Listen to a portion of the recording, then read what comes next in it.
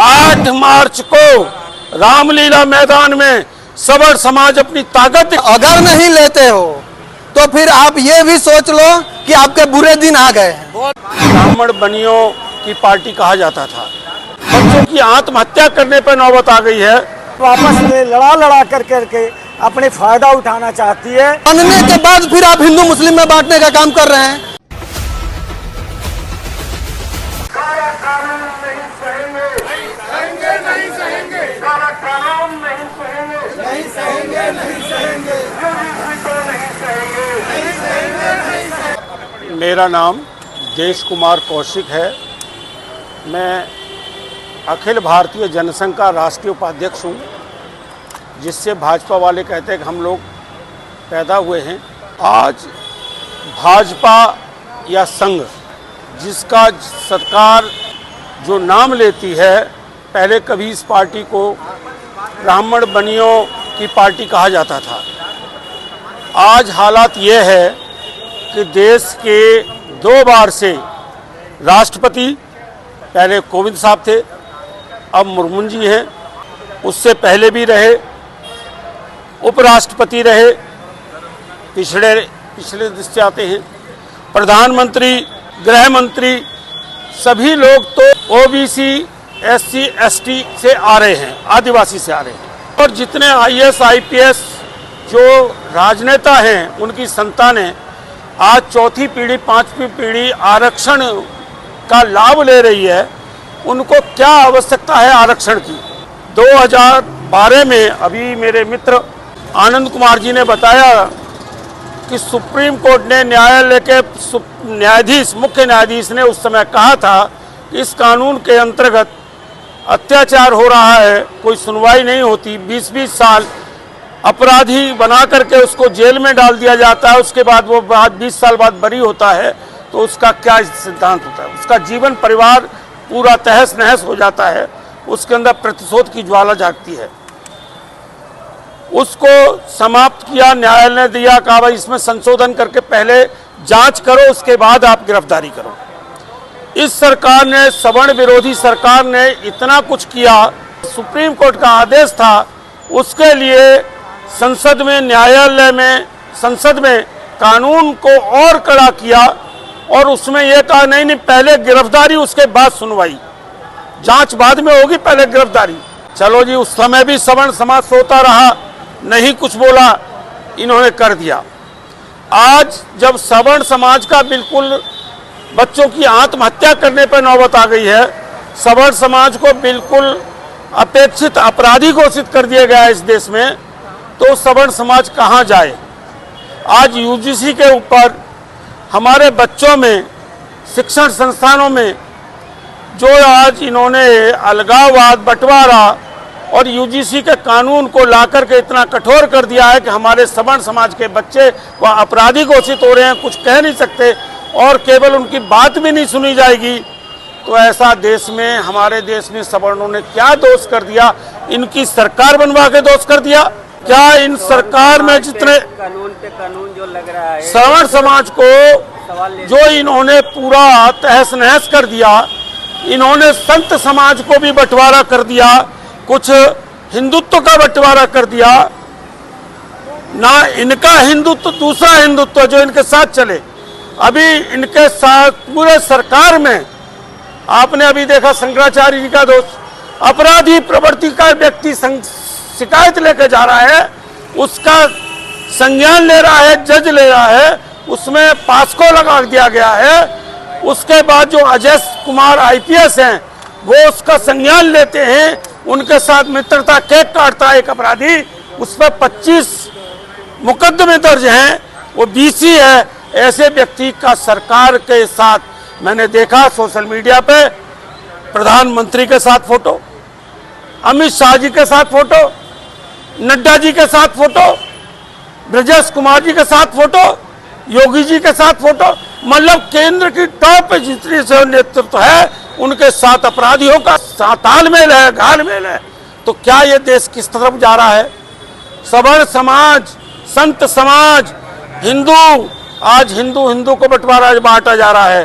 बच्चों बच्चों को बंटवारा जा रहा है। एक समाज पे कानून लादे जा रहे हैं, थोपे जा रहे हैं, फिर भी स्वर्ण समाज नहीं जाग रहा है। इस पे क्या कहेंगे? सवर्ण समाज जाग चुका है। आपने कल देखा कि ब्राह्मण समाज की कल लखनऊ में रैली हुई, बहुत बड़ा कार्यक्रम समागम हुआ। वहाँ दिनेश चंद सांसद हैं, उनको भागना पड़ा। लोग निकल के नहीं ब्रजेश कुमार को भागना पड़ा। वहाँ उनको ब्रजेश पाठक जी को, जितने सांसद थे उनको वहाँ से भागना पड़ा, पब्लिक ने दौड़ाया। तो अब समय आ गया, सवर्ण समाज जाग चुका है। और उसी के संदर्भ में 8 मार्च को रामलीला मैदान में सवर्ण समाज अपनी ताकत दिखा रहा है। वहाँ सभी लोग, हम लोग वहाँ पहुँचेंगे। हमारा सबका समर्थन है उस रैली के लिए। और मेरा सभी साथियों से अनुरोध है कि आप उसमें जाकर के अपनी उपस्थिति दर्ज कराएं, अपनी मांगों को रखें, अपने समाज के बच्चों को बचाएं, सवर्ण समाज को बचाएं। यही मेरी आपसे अनुरोध है, यही प्रार्थना है। इसी को लेकर के आज हम लोग राष्ट्र निर्माण पार्टी के राष्ट्रीय अध्यक्ष आनंद कुमार जी, मैं, मेरे मित्रवर्ग, कई संस्थाओं के जो अध्यक्ष हैं जो यहाँ एकत्रित हुए हैं, हमने एक संदेश दिया है क्षेत्र में कि इस समाज को जागृत होना पड़ेगा। कब तक अत्याचार सहोगे अपने ऊपर? इसलिए सवर्ण समाज एकता जिंदाबाद, जिंदाबाद। सवर्ण समाज एकता जिंदाबाद। यूजीसी जो है, यूनियन ग्रांट कमीशन, वो हमारे जितने भी कॉलेजेस वगैरह हैं उन सबको कमीशन देती है और उनको शिक्षा हमारे बच्चों को सस्ती मिल सके, इसके प्रावधान वो करती है, ग्रांट पे देती है सबको। अब प्राइवेटाइजेशन में जहाँ पर जो प्राइवेट कॉलेज हैं उनके अंदर में आप देखोगे तो एक डिग्री लेने के लिए 20 से 25 लाख रुपए की फ़ीस लगती है पूरे कोर्स की। और वहीं पे अगर जो यूजीसी के अंडर में कोई कॉलेज है तो उसमें 3-4 लाख रुपए मिल जाता है। यदि आप पूरा यूजीसी का जो ये आया है मुद्दा, जो इन्होंने अपनी जांच रिपोर्ट भेजी है, आगे रिकमेंड की है, उसमें नीचे लिखा हुआ है क्लियर शब्दों में कि जहाँ पे यूजीसी की गाइडलाइंस फॉलो नहीं होंगी, जहाँ कमेटियाँ नहीं बनेंगी, उन कॉलेजेस की ग्रांट हम ख़त्म कर देंगे, उनकी मान्यता रद्द कर देंगे। इसका मतलब वो कॉलेजेस जो हैं उनकी मान्यता ख़त्म होने के बाद बच्चों को सस्ती शिक्षा नहीं मिलेगी। और इसको यूजीसी के थ्रू करवाने की क्या जरूरत थी? भाई समाज में जब बच्चे हैं तो वहाँ पे आपस में लड़ेंगे, खेलेंगे, कूदेंगे, सारे काम करेंगे। विश्वविद्यालय में हम स्कूलों से भी देखते आते हैं, पहले रैगिंग होती थी बच्चों की स्कूलों में। रैगिंग के लिए कोई ऐसा बड़ा कानून तो बना नहीं, खाली कॉलेजों ने अपनी गाइडलाइंस जारी की, वो रैगिंग ख़त्म हो गई ना।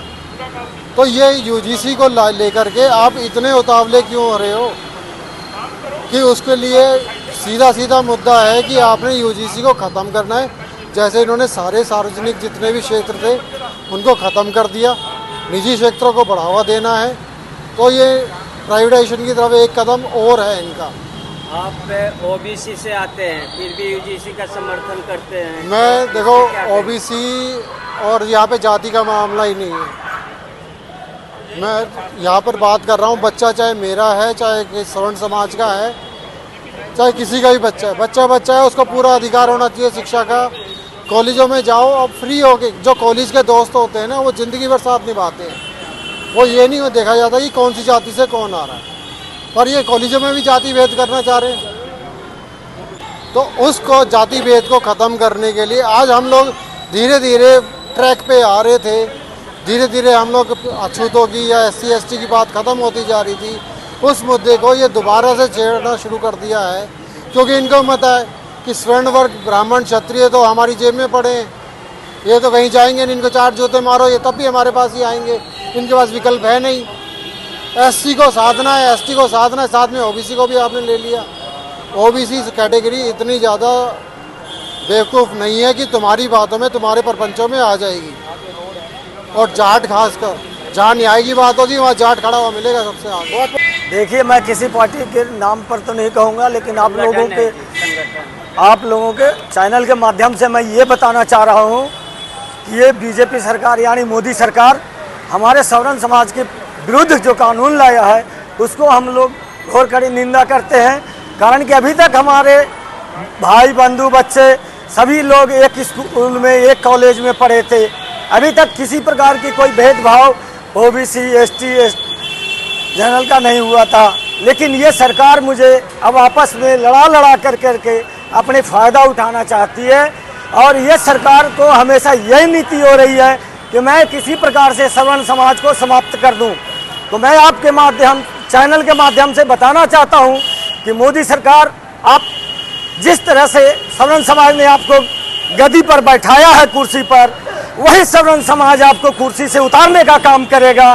कारण कि हमारे बच्चों में, हमारे भविष्य आने वाले में आपने दरार डाला है, हमारे नींव में आपने जहर घोल रखा है।